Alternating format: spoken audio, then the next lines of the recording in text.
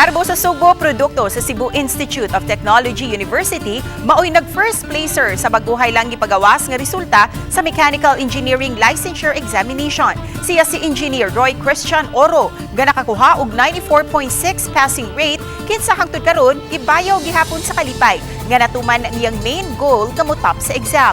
Matud ni Roy nga kaduha siya nag-review aron gayud masiguro nga mahatagan og katumanan ang iyang tinguha. Labaw sa tanan ang hugot niya nga pag-ampo ug ang hugot usab nga suporta sa iyang pamilya, mga higala ug mga magtutudlo.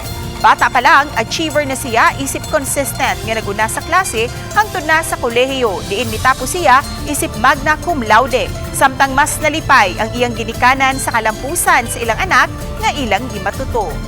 Ang pinaka-importante jud tanan prayers lang jud. Mamo jud ako ang kuan nga aim high lang jud kay complete di madala at least masud gyapon sa kuan pero like mo jud na kanang imo jung kuan ba like maka-feel mo jud ka kay imo mo jung gi-effortan og maayo. Di mo matugkad ba murag ka ng exponential nga million times happier than other people. So if they're happy about my son, ako I'm 100 million billion times So di gyud masukod sa imong and happiness. grateful for the overflowing grace of God. Part gud na sa among values, Yeah. gi-nurture na mo ang culture of excellence, we call it.